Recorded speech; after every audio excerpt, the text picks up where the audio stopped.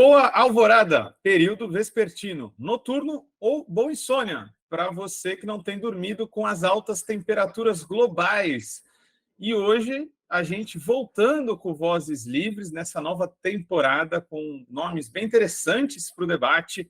Vamos ter logo hoje Zé Correia Leite aqui, um dos nossos parceiros. Logo depois vamos ter parceiros do MST para falar de mais uma década completada, aí 40 anos do MST.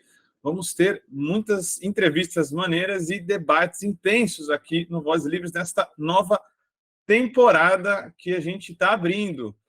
E para combinar com a nossa introdução, hoje a gente vai debater política e emergência climática. Por que dessa grande desconexão? Entrando já no nosso assunto, porque a gente não tem tempo para respirar, já que quando está mais quente também falta o ar para a gente tem que pensar um pouco sobre esse aumento dos termômetros. Eles não param de subir e as médias de temperatura global têm estado entre as maiores da história registrada. A evidência científica empilha dados sobre a catástrofe em curso, salientando que os impactos serão ainda mais radicais. Tudo deve ficar pior. Porém, as respostas políticas não acompanham a gravidade dessas mudanças. A gente tem visto, na verdade, a manutenção de um imaginário político e práticas políticas mais ligadas ao século XX, que já acabou, do que comprometidas com esse que seria o decênio decisivo. O que a gente pode esperar dessa era? Como o Brasil e o mundo têm respondido a essa realidade? Qual o tamanho dos nossos desafios? Para isso, a gente chama hoje o Zé Correia, José Correia Leite, que é nosso amigo, parceiro aí do Livres, também de militância no PSOL, professor universitário, um dos ativistas que constroem a Assembleia Mundial pela Amazônia e integrante do coletivo 660. Além disso, várias outras coisas, mas ele pode falar mais sobre isso. Bem-vindo, Zé. Um prazer ter você por aqui. Muito obrigado, Guilherme. É um prazer estar aí dialogando com vocês, com Livres. E, bom, agradecer aí o espaço. Então, vamos começar? Simbora, Zé. Acho que nos colocar um pouco, fazer uma introdução para o nosso povo que escuta, para a gente entender um pouco essa conjuntura. Acho que fazer política num mundo climaticamente estável é uma coisa, num mundo climaticamente totalmente instável é outra. E aí, para introduzir, quero trazer um dado para você comentar, né? O mês passado foi o fevereiro mais quente registrado na história, né? Na média da temperatura, ficou 1,77 graus acima do que seria o registro pré-industrial e tiveram pelo menos 4 dias consecutivos de temperatura acima dos 2 graus, né? O que significa isso para a gente aí? Porque parece que tem uma desconexão, né? Isso deveria parecer mais grave do que realmente está sendo colocado. Comenta para a gente um pouco essa desconexão entre os dados e a efervescência política, que, na verdade, não está nada efervescente nesse sentido. Eu acho que a questão mais importante para a gente entender essa desconexão é que, de fato, a política sempre leva um tempo para captar as transformações da sociedade. E a questão ambiental é uma transformação como a gente nunca conheceu na história humana. E a política não se deu conta disso. Me parece que, em parte, porque existem grandes interesses estabelecidos. As classes dominantes das principais potências do mundo hoje, elas têm um forte interesse na manutenção da estrutura do capitalismo, na estrutura dos combustíveis fósseis, da sociedade do automóvel, da agricultura industrializada, do extrativismo desenfreado. Esses interesses são fortemente contraditados pela necessidade de combater as mudanças climáticas, preservar a biodiversidade. Eu acho que isso, inclusive, está funcionando cada vez mais como motor da radicalização da extrema-direita. A extrema-direita percebe que nós não temos mais um futuro como tínhamos no século XIX, XX, a ideia de um desenvolvimento ilimitado das forças produtivas que geraria as possibilidades infinitas de consumo. Esse horizonte ele se revelou ilusório. As classes dominantes se deram conta de que não tem mundo para todo mundo. E uma parcela delas adere a políticas de darwinismo social, de fascismo, de que vamos preservar os nossos interesses para os nossos e o restante que se lixe. Então, me parece que esse abandono de qualquer horizonte universalista pela extrema-direita, ele tem como pano de fundo o agravamento constante da crise ambiental. Interessante, você trouxe uns aspectos que, né, até adiantaram algumas coisas que eu queria comentar, mas vamos pegar já esse gancho. Você criou uma relação na sua fala entre a questão da emergência climática e a radicalização da direita, da extrema-direita pelo mundo.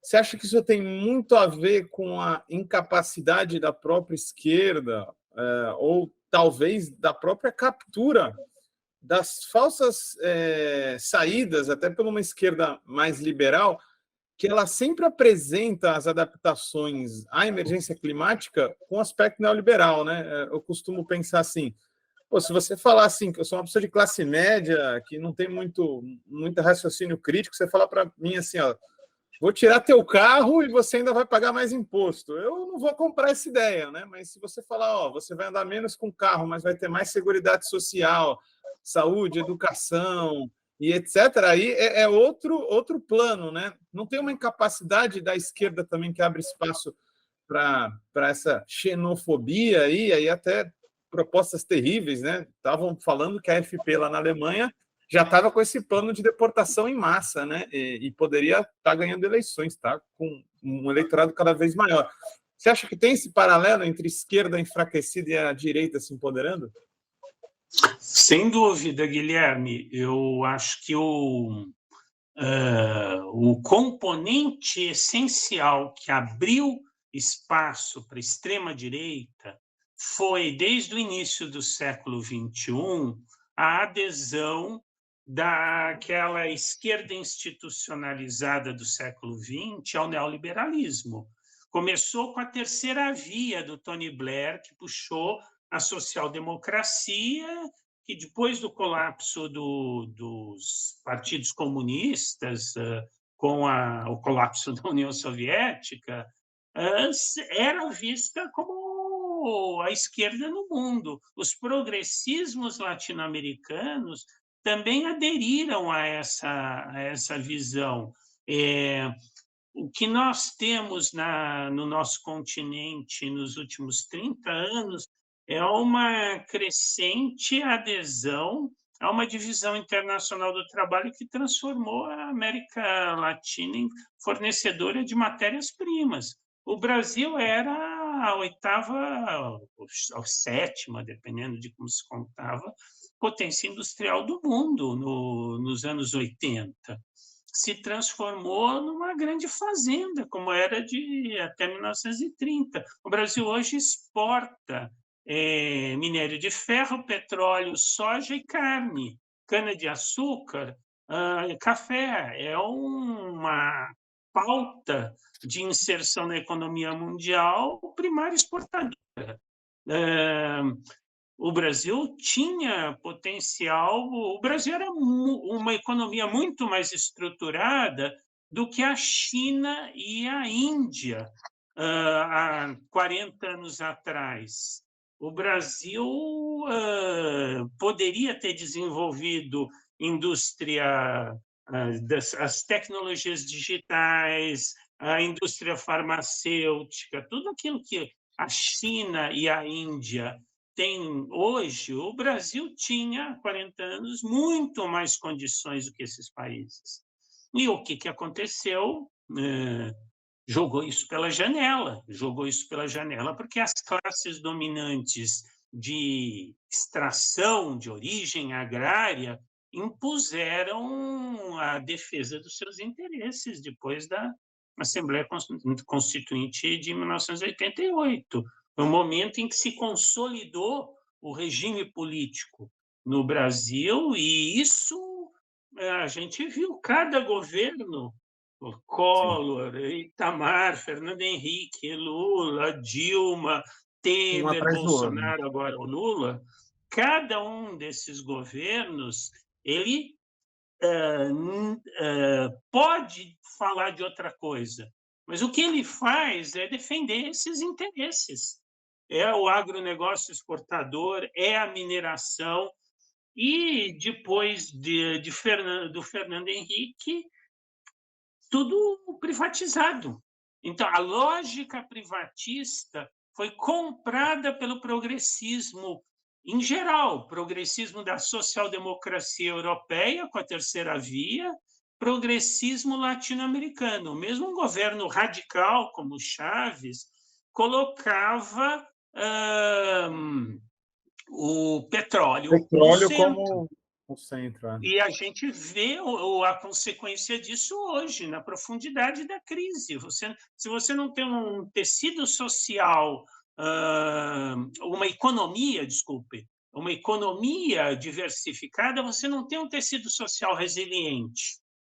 Você tem uma economia que flutua de acordo com o preço das commodities no mercado mundial. Esse grau de dependência é brutal. E esse problema vai se agravar no próximo período com as instabilidades que já vemos no cenário internacional. Por quê? Porque, junto com a crise ambiental, nós temos também uma crise geopolítica, nós temos um cenário do capitalismo global de baixo crescimento, de uma onda longa estagnante. Nós temos uma economia cujo setor dinâmico é o digital, e o digital que é também uma tecnologia de controle social e de subjetivação que foi apropriado pela extrema-direita. Então, a gente percebe que tem uma conexão entre esses processos. A extrema-direita cresce porque percebe que a crise ambiental está colocando em xeque o horizonte do capitalismo, a geopolítica expressa o acirramento dos conflitos interburgueses, a desigualdade social fornece uma massa eleitoral mobilizável pela extrema-direita, a extrema-esquerda não tem projeto de transformação radical da sociedade, porque é muito prisioneira do produtivismo do século XX, da visão de mundo que trabalhava com a ideia do progresso e do desenvolvimento ilimitado das forças produtivas. Essa esquerda, em geral, foge do conflito distributivo, ela procura sempre trabalhar com a ideia de que nosso projeto é um projeto de crescimento de toda a sociedade, que contempla todo mundo. Na verdade, Que, em último, é jogar para frente o problema, né? Esperar essa variável. Exatamente, vai empurrando com a barriga. O problema é que a crise ambiental coloca o bode na sala e não tem mais janela para jogar ele para fora. Você tem que resolver o problema, não é mais tirar o bode da sala, é resolver o problema de quem ganha e quem perde. Então, tem uma sinergia, um processo de retroalimentação entre todos esses componentes críticos, fazendo com que nós entremos num cenário histórico de crise de civilização. O cenário que está colocado para nós é novamente aquele cenário de grandes confrontos de projetos do início do século XX, o período que começou com a Primeira Guerra Mundial e só foi resolvido em 1945. Nesse Sim, momento, nós tínhamos o liberalismo em crise, uma alternativa de extrema-direita muito forte com o nazifascismo, e uma alternativa de esquerda que tinha dois braços, o comunista e o social-democrata, mas que convergiam na crítica ao liberalismo e no combate à extrema-direita. A Segunda Guerra Mundial foi resolvida com o quê? Com uma aliança da esquerda com os liberais para destruir a ameaça da extrema-direita. Isso foi o pacto civilizatório que fundou o nosso mundo. O problema, isso está expresso, por exemplo, se a gente quiser, no que seriam os valores que estão na Declaração Universal dos Direitos Humanos de 1948. Isso foi o resultado da Segunda Guerra Mundial. Só que esse mundo, que foi o mundo também que viu os processos as revoluções de descolonização, o crescimento do estado do bem-estar social, o crescimento do socialismo real, tudo isso colapsou. E, num primeiro momento, isso parecia a vitória definitiva do neoliberalismo, do liberalismo, né, reciclado, do neoliberalismo, do mundo neoliberalismo. como mercado unificado, e o resultado disso foi a cooptação do progressismo pelo liberalismo e a capitalização do descontentamento pela extrema-direita, que voltou a crescer, particularmente depois de 2016. O marco foi Trump, depois Bolsonaro, o Brexit, muita coisa, né? É interessante isso que você traz, que eu queria trazer mais uma problemática para isso tudo. Tem um livro muito interessante que é Em Pensar a Ciência Social, do Wallenstein, onde ele fala que possivelmente não houve uma ideia que aglutinou e virou um pacto tácito tão forte entre dois opostos políticos, direita e esquerda. A ideia de crescimento e a ideia de desenvolvimento econômico. Né? Ambas foram duas palavras-chave de um pacto tácito, né? Podia se divergir em tudo, menos com a ideia de que no final cresceremos e distribuiremos mais igualmente ou menos igualmente a riqueza.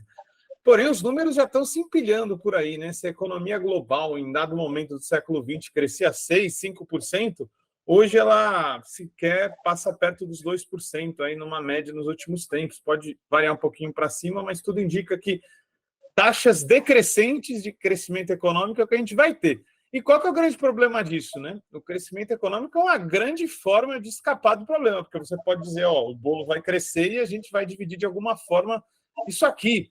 Tanto é que tem vários escapes nessa grande discussão, já que quando você tem ela, você não precisa falar de redistribuição mais radical, de taxar os ricos e etc.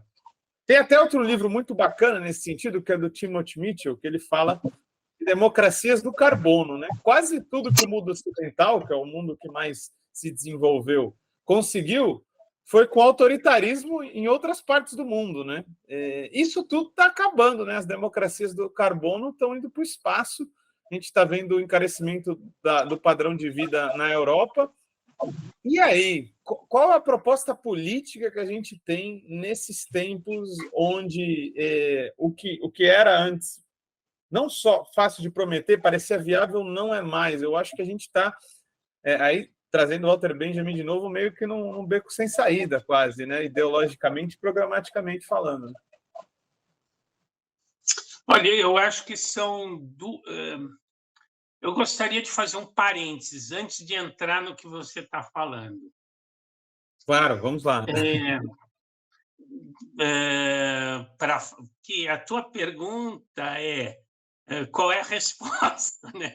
Por onde a Quase gente isso. vai? Eu vou começar por aí. A gente precisa refundar a esquerda. Nós precisamos estruturar a esquerda a partir de outras bases, onde a fuga do conflito distributivo não seja a estratégia fundamental. onde o enfrentamento do problema da concentração de riquezas e poder seja o centro. Agora, essa concentração de riqueza e poder hoje, e cada vez mais, vai estar vinculada à questão ambiental, ao problema do clima, dos recursos, da biodiversidade, das condições de vida, dos padrões de consumo, da estrutura das cidades, do que nós entendemos como agricultura. Então, se nós pensamos que nossa relação com o mundo tem que se estruturar a partir da preservação da biosfera do planeta, isso muda tudo.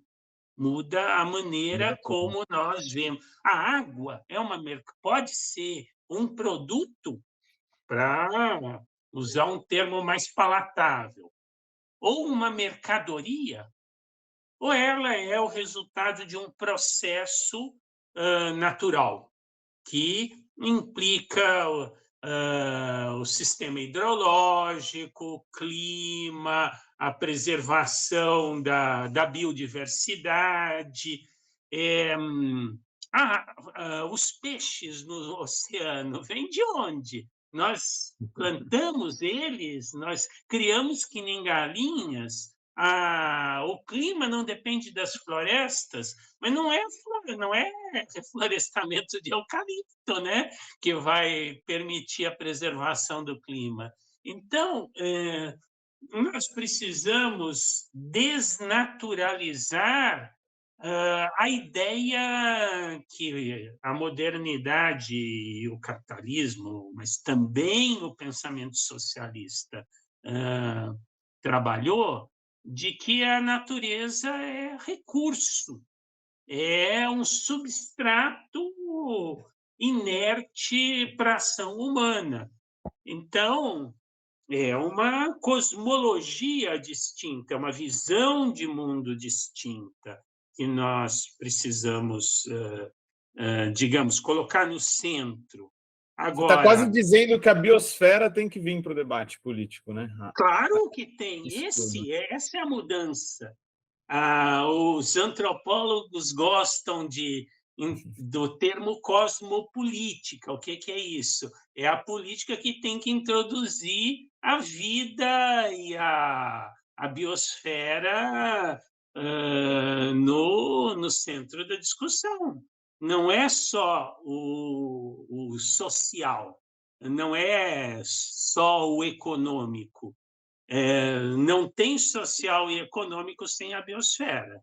Então, nós precisamos de uma revolução epistemológica para fundar um programa coerente de esquerda para o século XXI, para os desafios que vão ser cada vez maiores.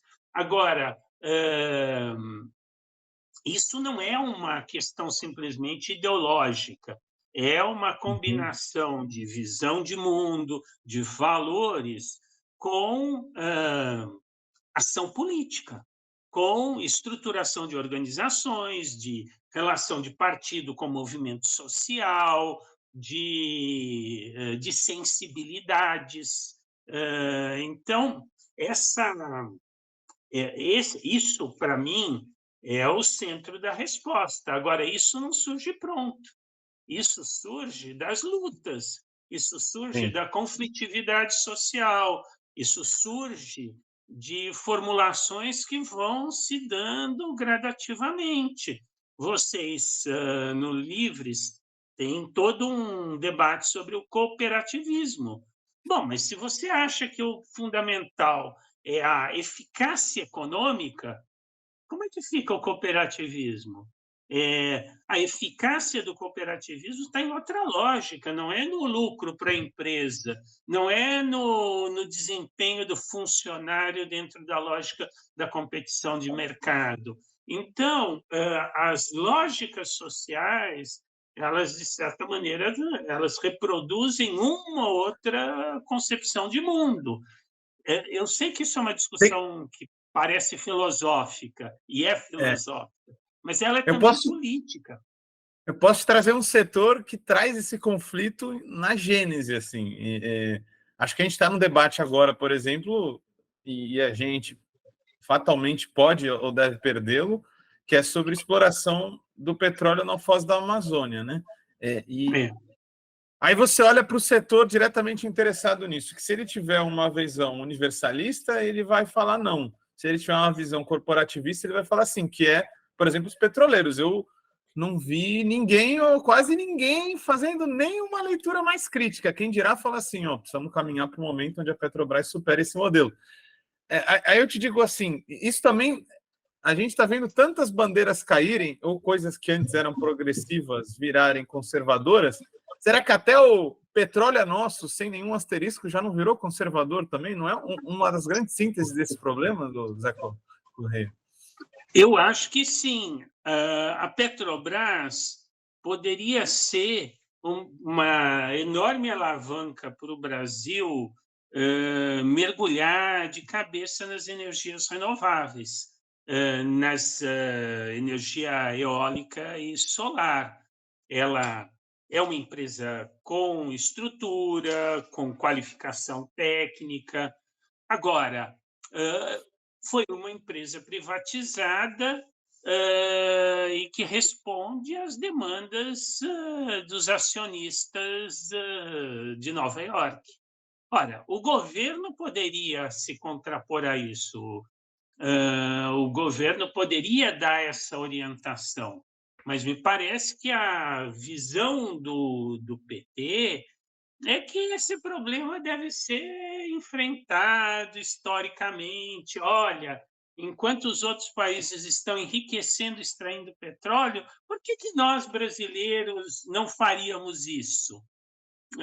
Então, esse Entendi. pragmatismo, esse imediatismo, essa visão estreita, ela vai agravando o problema. E quando a coisa explode, explode de maneira muito trágica. O que eu queria falar antes, é, eu vou introduzir agora, que é o problema da desigualdade geográfica. Nós sempre trabalhamos muito a desigualdade social. Os pobres, os trabalhadores precarizados, as mulheres, os povos originários, as populações racializadas são sempre as mais atingidas pelas transformações, pelas mudanças climáticas, pelos processos de constituição de zonas de sacrifício na exploração dos recursos naturais. Mas nós temos uma especificidade na questão ambiental, que é a desigualdade no espaço do planeta. O hemisfério norte e o hemisfério sul são muito desigualmente afetados pela mudança climática. O que eu quero dizer? No hemisfério norte tem muito mais terra, no hemisfério sul tem muito mais oceano. E aí as pessoas às vezes confundem hemisfério norte e hemisfério sul com norte global e sul global, que são conceitos diferentes. 2/3 da África estão no hemisfério norte. A É verdade. totalidade da Ásia, menos a Indonésia, está no hemisfério norte. A América Central toda, o istmo centro-americano, está no hemisfério norte. O que é o problema? O problema é que o hemisfério norte, a faixa do hemisfério norte, que corresponde ali ao México, norte da África, sul da Europa, Oriente Médio, Índia, Paquistão, Bangladesh e China, vai ser a região de longe mais afetada pelas mudanças climáticas depois do Ártico. O Ártico está se aquecendo a uma temperatura, a uma velocidade muito maior do que a média do planeta. E depois essa faixa. Agora, essa é a faixa mais populosa do planeta. Aí nós temos uma população que chega à metade da população da humanidade, ou mais até. E essa região vai ser a mais imediatamente golpeada pelo aquecimento global. E esse é o pânico da extrema-direita, porque as populações do Oriente Médio, da África, da Ásia, vão para onde? Se não têm mais condições de viver em seus países. Vão buscar refúgio onde vem progresso ou vem riqueza existente. Os centro-americanos vão para onde? Vão para os Estados Unidos. E o que a extrema-direita faz? Ela mobiliza uma mentalidade de estado de sítio, de cerco, de nós que temos uma vida confortável pelos pobres. Então, me parece que nós, no Brasil, na América do Sul, não temos esse problema. E eu acho que parte disso não temos esse problema imediato. Vai chegar para a gente. Vai chegar porque as pessoas vão buscar sobreviver. Mas esse problema é o que me parece, um motivador do crescimento da extrema-direita na Europa e Sim. nos Estados Unidos, que nós não temos nesse momento na América do Sul. No nosso continente, é outro processo de radicalização distinto. É o medo da redistribuição de renda, me parece, muito mais do que o medo do estrangeiro. Então, a gente precisa combinar essa análise da diversidade de situações que a crise climática impõe ao mundo com os processos de luta política que não são os mesmos por todas as partes. Por outro lado, a vantagem é que nós, como esquerda, como socialistas, temos mais condições de constituir alternativas do que a esquerda desses países. A nossa região é a região com maior produtividade primária bruta do mundo. O que significa isso? É a região que mais tem condições de acolher a vida, as florestas, a biodiversidade. O Brasil é o país com maior produtividade primária bruta do mundo, do planeta. E a América do Sul é o continente também com maior produtividade primária bruta. Isso tem a ver com muitas coisas que tem a ver com geografia, por exemplo, né? Hemisfério Norte, Hemisfério Sul, tem a ver com a desertificação da África, da parte norte da África, tem a ver com a dinâmica demográfica das regiões. E tem América, a o ver com nosso extração de recursos e absorção do impacto do consumo tem desses a recursos. ver com extração de recursos, tem a ver com a história. Então, nosso continente, nós teríamos condições de um desenvolvimento muito autônomo. Eu acho que isso não é o soberanismo do nacionalismo retrógrado, é a capacidade de nós não dependermos de cadeias produtivas globais que são cada vez mais irracionais. E aí a gente vê, por exemplo, o aquecimento global provoca seca no Panamá. Resultado, o tráfego no canal do Panamá se reduz. Os conflitos em Gaza levam a que os Hutus do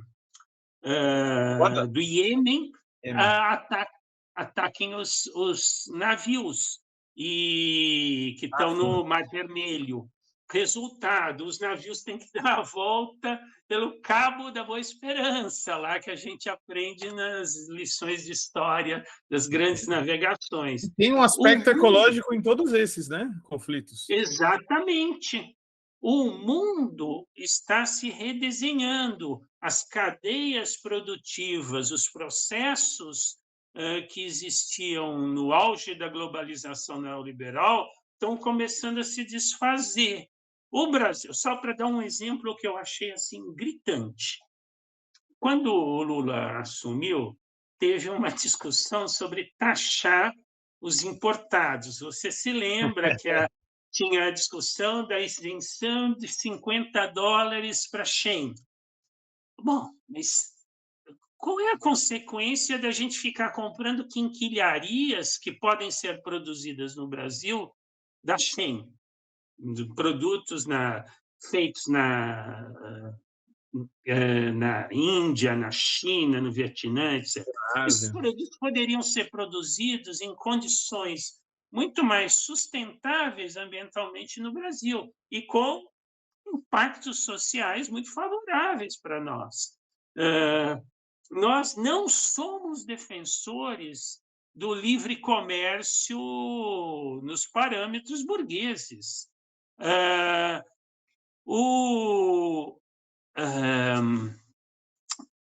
Essa, essa, Sempre defendemos cláusulas sociais e sim, ambientais para o comércio internacional.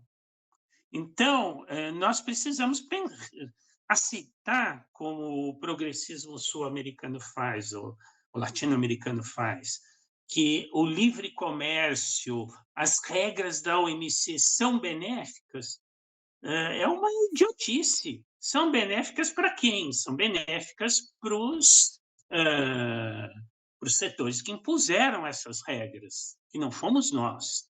Foram as economias norte-americana, europeia, japonesa e depois cada chinesa. vez mais a chinesa, né?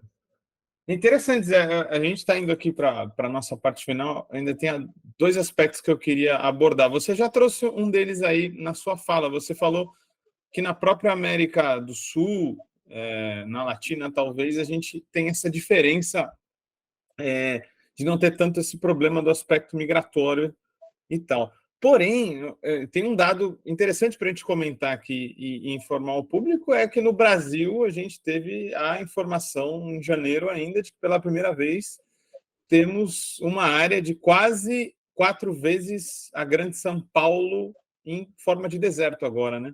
Temos agora deserto Exatamente. no Brasil. Aí um dado interessante para a galera, né? E só para quem gosta desse aspecto geopolítico, de economia ecológica, Estados Unidos, em 1930, teve um grande fenômeno, um desastre aí de extremo climático, que foi o Dust Bowl, né?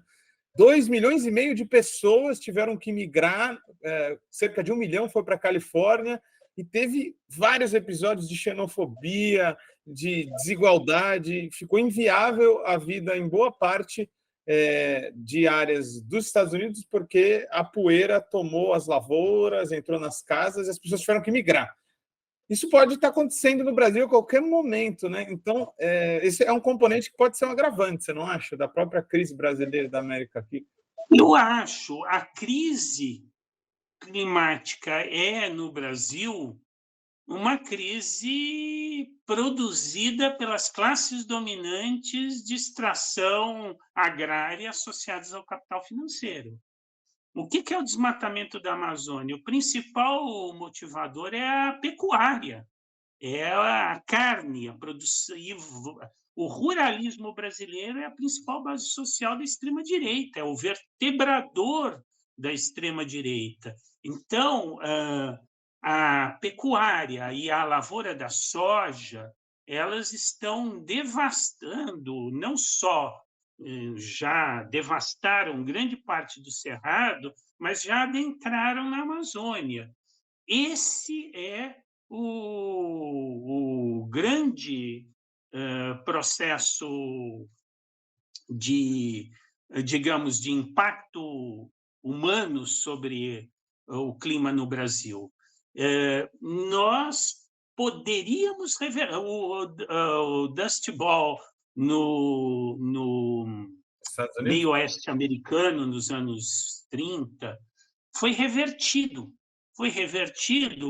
com redistribuição de renda, o New Deal, políticas intervencionistas do governo, Revolução práticas Verde também, agrícolas um mais... pouquinho. Hã? Um pouquinho de Como Revolução Verde também. um pouquinho de Revolução Verde depois, a partir dos anos 60, mas o processo de desertificação que começou agora ali na Bahia, no sul de Pernambuco, ele é irreversível? Bom, na dinâmica atual vai só ampliar, mas mais do que isso, vai chegar em boa parte dos... o semiárido vai se expandir, ah, a, o, as, o cerrado vai ficar cada vez mais árido, cada vez com mais problemas hídricos, e a savanização da Amazônia vai correr. Isso é inevitável? Não, nada disso é inevitável. Mas isso passa pelo Brasil resolver uma pendência histórica, que é o ajuste de contas com essas classes dominantes que têm como fundamento o escravismo e a predação ambiental. As bases entre aspas, colonização do Brasil, da conquista e destruição desse território, foram esses dois elementos. Foi genocídio dos povos indígenas, escravização de populações africanas e predação ambiental. Isso foi parcialmente contido no século XX, mas a predação ambiental não. E o acerto de contas com a herança escravista também não. Então, nós precisamos pensar que, de certa maneira, a questão ambiental ela reatualiza as tarefas da Revolução Democrática no Brasil, para a gente usar uma linguagem antigona, assim, as tarefas da Revolução Democrática associadas à transformação ecossocialista, né? E exigem um novo lugar do Brasil no mundo. O Brasil pode ser um produtor de alimentos, mas ele para a humanidade, mas isso significa que ele não vai ser produtor de commodities, Com como certeza. soja e O que é totalmente carne. diferente, né? São coisas diferentes. O ruralismo apresenta a produção de commodities como a produção de alimentos, e isso é uma falácia. A via campesina, vocês vão conversar com o pessoal depois, eles tinham a palavra de ordem que os camponeses esfriam o planeta. Por quê? Porque É a bacana, produção de alimentos é a produção camponesa, é não o é a ar-condicionado do mundo. produção a partir do cuidado e não de levar o esquema predatório da grande indústria para a agricultura. E tem um outro elemento. A ideologia dominante quer apresentar a questão agrária, desculpa, a questão ambiental como uma volta a um passado bucólico de economia simples. E não é isso. Sim. Você, talvez mais do que eu, saiba como são conhecimentos sofisticados que são necessários para a agroecologia, para uma economia do cuidado. Uma economia do cuidado ela precisa que cada trabalhador tenha ideia do todo do processo. Para você produzir comida sem agrotóxicos, sem venenos, sem encher a terra de fertilizantes, você precisa conhecer os processos de restauração, recuperação do solo. Isso exige uma qualificação que foi se perdendo na expropriação do trabalho pelo capital, transformando o trabalho em puro tempo de dispêndio, né? De energia. Então, a gente precisa combater essa lenda de que as alternativas ecológicas são simples. Elas são Pelo simples do contrário. ponto de vista de que são originárias da experiência popular, mas essas experiências não são menos sofisticadas do que, por exemplo, você jogar tratores e semente transgênica e agrotóxico. E E a aviões de gente, agrotóxico. então, e a gente se envenenar. Zé, eu concordo muito contigo. Eu acredito que hoje a grande revolução seja uma completa regionalização, né, relocalização da economia sobre outro arranjo, né, que seja mais cooperativista, que respeite mais as localidades e as realidades. Eu acho que por aí passa esse novo projeto. A última parte que eu queria trazer aqui para você comentar, fazendo até um jabá aí, para quem não leu, leia, para quem está nos assistindo, está vendo aí na tela, o livro O Eclipse do Progressismo. Para quem nos escuta, é um livro publicado pela editora Elefante, do coletivo 660. Nele tem uma passagem muito interessante que eu queria trazer para você comentar, chocando com uma das últimas falas que o Safatli veio à mídia, né, recentemente. Você fala nesse livro que 2013 foi o último momento em que o PT, em especial a Dilma, poderiam ter virado a mesa e mudado os rumos da política institucional brasileira. Mas isso significaria ter subvertido as regras da governabilidade conservadora, introduzido no jogo político a carta da radicalização das mobilizações de massa contra a direita e o sistema político. Bom, aí queria que você comentasse a ideia de que... Eu lembrei muito da fala do Safatli, que recentemente disse que a esquerda morreu, a nossa gramática, a nossa estética, o nosso programa.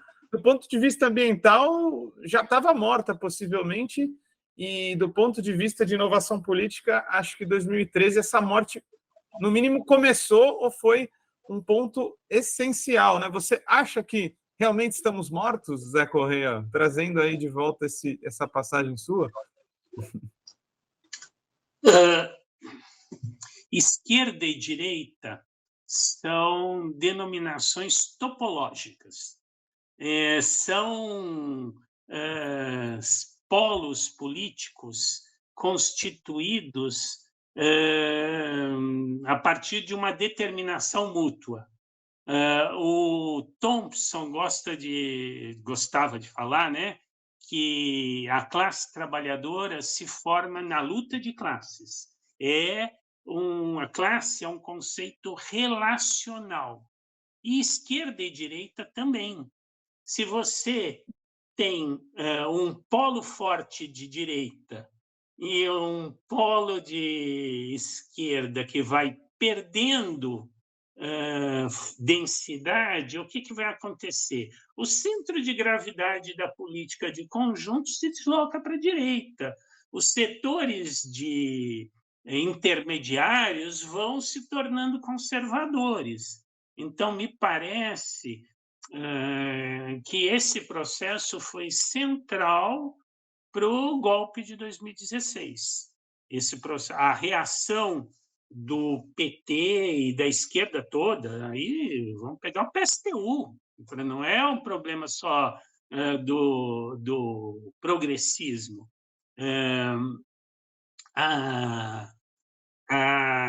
Houve uma incompreensão do que era a demanda que vinha das ruas. A demanda que vinha das ruas incluía aspirações conservadoras, sem dúvida, mas incluía aspirações muito progressistas que poderiam ser trabalhadas politicamente. E a passagem que você leu aí é minha opinião, né? Então, eu acho que a esquerda não soube perceber a oportunidade que tinha de radicalizar a luta pela democracia no Brasil em 2013.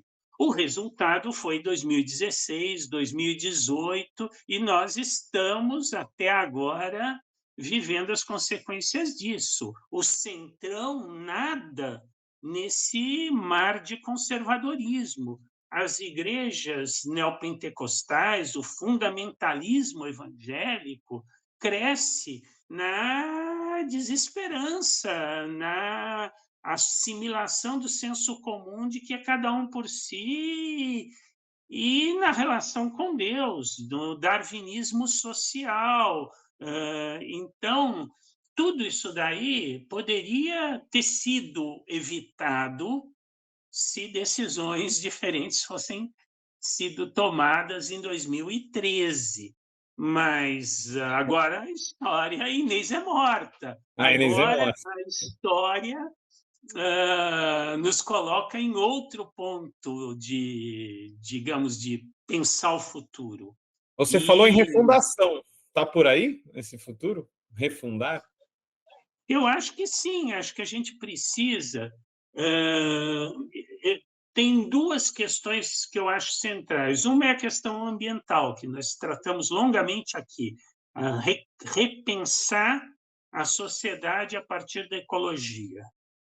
A outra é entender por que do crescimento da extrema-direita nos últimos anos. Por que a gente tem uma constelação conservadora que se fortalece cada vez mais e, inclusive, engendra correntes neofascistas.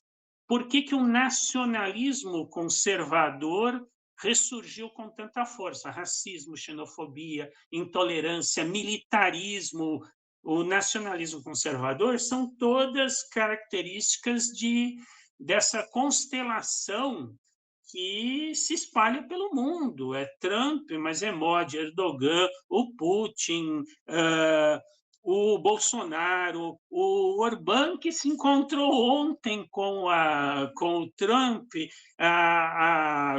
o Chega, que ontem quadruplicou seu desempenho eleitoral em Portugal, o Vox na Espanha, Melo.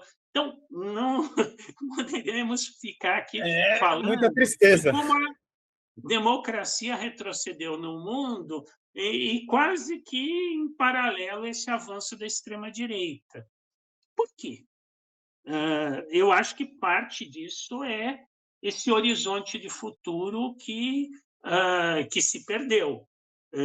Mas a esquerda pode apresentar um projeto de futuro melhor do que a direita, infinitamente melhor. A esquerda pode disputar o mundo desde outros valores, desde da colaboração, da Regeneração. redistribuição, da regeneração da vida, do cuidado, da repartição da riqueza e do poder, da democracia,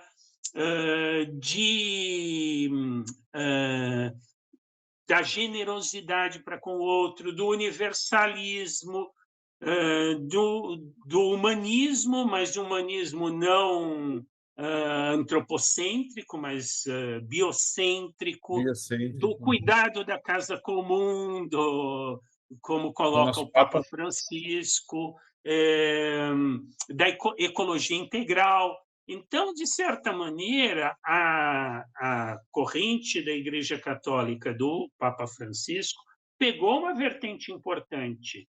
Ela é conservadora ainda em relação às questões de gênero, de sexualidade, mas ela compreendeu que tem uma ameaça à humanidade e, obviamente, à sua própria existência.